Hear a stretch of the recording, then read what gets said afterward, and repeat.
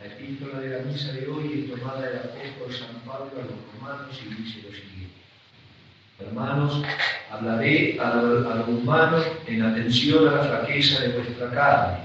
Como habéis entregado vuestros miembros a la esclavitud de la impureza y la iniquidad, empleadlos ahora para que sirvan a la justicia, para la santificación. Cuando erais esclavos del pecado, sacudisteis el yugo de la justicia. ¿Qué fruto sacasteis entonces de ello? Ahora os avergonzáis, porque el fin de todo esto es la muerte. Mas ahora que estáis libres del pecado y habéis sido hechos siervos de Dios, tomáis por fruto vuestro la santificación que tiene como fin la vida eterna. Porque la paga del pecado es la muerte, y el galardón de la virtud, la vida eterna en Jesucristo nuestro Señor. El Evangelio tomó del evangelista San Mateo y dice lo siguiente: en aquel tiempo dijo Jesús a sus discípulos: cuidados de los falsos profetas que vienen a vosotros vestidos con piel de oveja, mas por dentro son lobos rapaces. Por sus frutos los conoceréis. Por ventura se recogen uvas de los espinos o higos de los zarzales. Así, todo árbol bueno da frutos buenos, y todo árbol malo produce frutos malos. No puede el árbol bueno dar malos frutos, ni el árbol malo dar los buenos. Todo árbol que no da buen fruto será cortado y echado al fuego. Así pues, por sus frutos los conoceréis. No todo el que me dice, Señor, Señor, entrará en el reino de los cielos, sino el que hiciere la voluntad de mi Padre Celestial, ese es el que entrará en el reino de los cielos.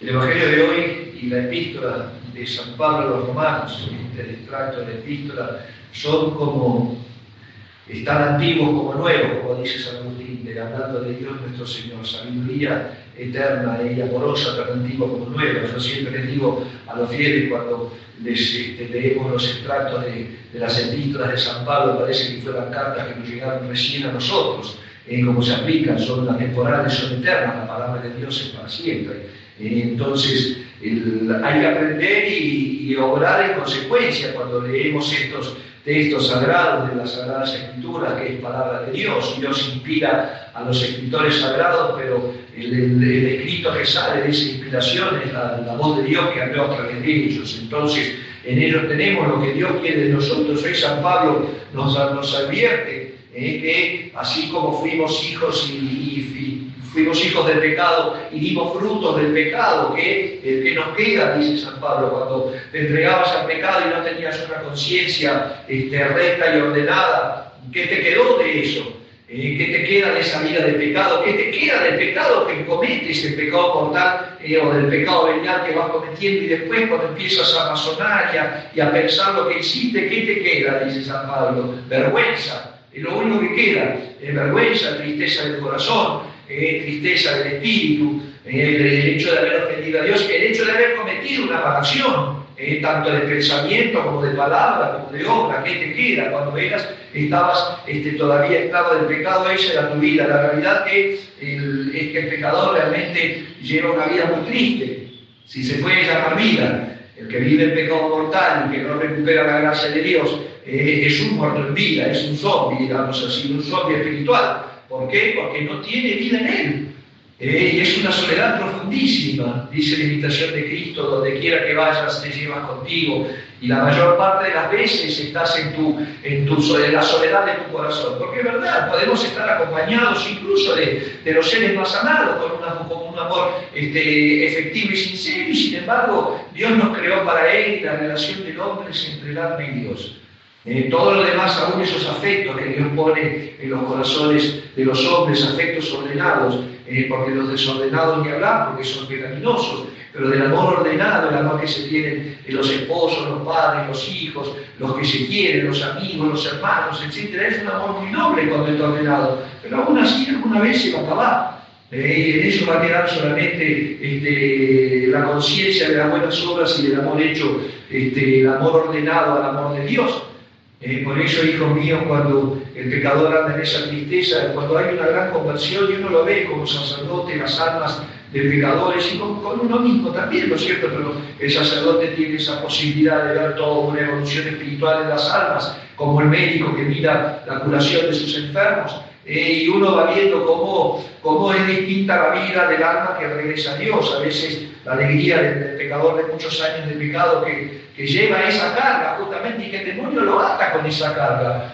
Cuando uno va a pecar, el diablo no pasa nada, siga, pecado, comete ese acto pecaminoso, total, Dios te perdona, Dios es bueno, no pasa. Y después, cuando se comete el acto pecaminoso, ahí viene también el demonio a remordar la conciencia, que hiciste, no sirve para nada, Dios no te va a perdonar nunca. Es tremendo, y el pecador anda en ese círculo vicioso del deseo que consciente, del acto pecaminoso que comete, de lo que sea, de cualquier materia. Y después el remordimiento, eso le pasó a Judas, se entregó a Jesucristo y Dios, y a Dios nuestro Señor, y el demonio le impidió con esa culpa terrible el volver a Dios. Si Judas hubiera arrepentido, Dios lo hubiera perdonado. Simplemente, si Judas pasó el destino de la tierra al infierno, fue porque se murió en su pecado, producto de la desesperación que provocó el demonio en su corazón y en su conciencia. No tiene perdón. Entonces digo, cuando uno ve una vida de pecado y que se acercan a Dios, ¿y cómo cambia la vida del ser humano, del hombre, de la mujer, del joven, de quien sea, que después de llevar una vida pecaminosa o alejada de Dios, digamos así, encuentra a Dios en el sacramento de la confesión, en el sacramento de la comunión? Es impresionante la paz que da por nuestro Señor. Y además cura, porque Dios es medicina, yo les digo siempre. Por eso la comunión no es solamente una cuestión de mérito, no es mérito. ¿Quién puede estar preparado para recibir a Jesucristo? Y recordemos que en la Santa Hostia está la presencia real de Cristo, Eucaristía, cuerpo, sangre, alma y divinidad de Cristo, está en ese pedacito de pan que ya no es pan. Es Jesucristo, es sostenido por los accidentes del pan. El gran misterio de nuestra fe, la transubstanciación de la misa. Por eso, ese Cristo eucarístico es necesario como una medicina. Jesucristo nuestro Señor también cura. Cura el cuerpo, cura el alma, y por supuesto, cuando saca del pecado mortal a la gracia, le devuelve la vida. Es un milagro constante el arrepentimiento del pecador que recibe la absolución. De estar camino del infierno, inmediatamente empieza camino del cielo. Por eso dice San Pablo, ya dejas y ya supiste lo que te pasa cuando llevas una vida de pecado. Ya experimentaste lo que es ser siervo y esclavo del demonio. Entonces, ¿qué te quedaba de eso? Tristeza. El pecador es un alma profundamente triste, porque para apagar completamente la conciencia, realmente hay que estar un poco incluso enloquecido, hay que haber perdido un poco la razón, porque normalmente la conciencia siempre recrimina, siempre. Cuando uno se queda en un estado anestesiado es porque ya realmente la mente ya de tantas faltas y de pensar tan mal termina enfermándose. Por eso, hijos míos, nosotros tenemos que llevar una vida virtuosa, porque además el fruto que vamos a tener de la muerte es la muerte eterna.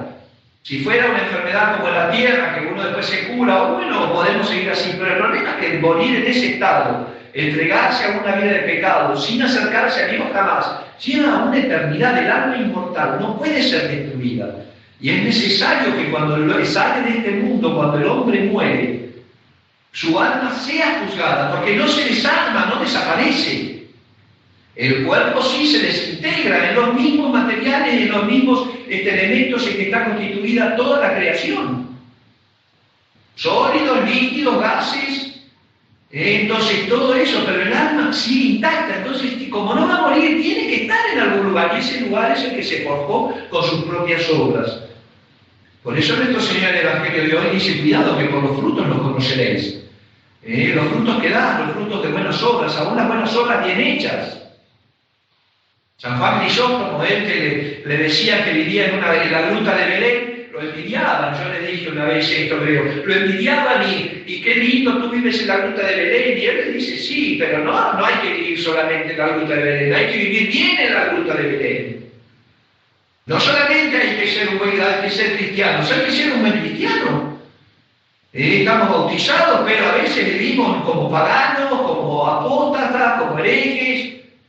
El hereje es un bautizado con un bautismo válido que perteneció a la iglesia en algún momento, pero por su negación de los puntos de la fe termina quedando fuera, pero tiene un bautismo válido. Ese hereje sí empieza a ordenar su vida, que está de buena voluntad. Los herejes que en algún momento de su vida tienen conciencia de que están en el error y podrían estar, que hay algo en ellos que esté equivocado y la averiguan, ahí ya son pertinaces, digamos así, y mueren de ese error. Pero Dios no le cierra al bautizado, tiene todo, mientras vive la posibilidad de llegar a Él. Ahora el pagano está más complicado. El pagano ni siquiera tiene la puerta del cielo abierta. El idólatra tampoco. Por eso, hijos míos, nosotros tuvimos la gracia de Dios sin merecerla de haber recibido el santo bautismo válido, y además en estos tiempos tener la gracia de la fe, entender que el mundo está mal. Entender que el mundo está mal y que la vida del mundo es una mentira. Porque está alejando de Dios y haciendo orbitar al ser humano, a lo más noble que tiene el ser humano, que es su inteligencia y su voluntad, a las cosas de la tierra como si fueran animalitos. Como si fuéramos unas mascotitas, perritos o gatitos. Por eso los frutos nos van a ser conocidos, y no solamente ante los hombres, porque eso es lo de menos, nos van a ser conocidos ante Dios. El día del juicio, lo que enseña la teología es que vamos a tener que dar cuenta de todas nuestras obras, de las obras malas, de las obras que debemos hacer y omitimos, de las obras buenas, y de las obras buenas bien hechas, no solamente por cosas humanas que no son mérito. El dar una limosna por vanidad para que me vean incluso es culpable. ¿Me explico? Entonces, tenemos que dar buenos frutos ante Dios. Porque no basta, dice Jesucristo nuestro Señor hoy en el Evangelio, decir Señor, Señor. De esas almas que todo el día, Dios mío, Señor, Señor, Señor, y después viven como si el Señor no existiera, le hablan a una nube. La realidad de Dios tiene que estar presente en nuestros corazones siempre. Así como estuvo la realidad del demonio en el pecado, tiene que estar la realidad de Dios en la vida virtuosa. Y si del amor de Dios te olvidaras por tus faltas, dice San Ignacio de Loyola en los retiros espirituales, que el temor del infierno por lo menos te evite caer en los pecados. El temor es principio del amor, dice San Pablo. Acuérdate, si no tienes tanto amor a Dios, que por amor no pecas, acordate por lo menos para empezar un camino de conversión, que hay un infierno que te espera si mueres en ese estado de pecado mortal, si en él estás. Por eso las obras buenas hay que hacerlas en estado de gracia. Hay que guardar la gracia de Dios. La gracia de Dios en los corazones es el don más grande que puede darnos. Él que nos abre las puertas para poder comulgar, es el que nos abre las puertas para merecer, para ser escuchados cuando rezamos. Hijos míos, de toda una vida, el combate espiritual. San Pablo le habla a la vida cristiana junto con el santo joven del Antiguo Testamento. Milicia es la vida del hombre sobre la tierra. Milicia, dice.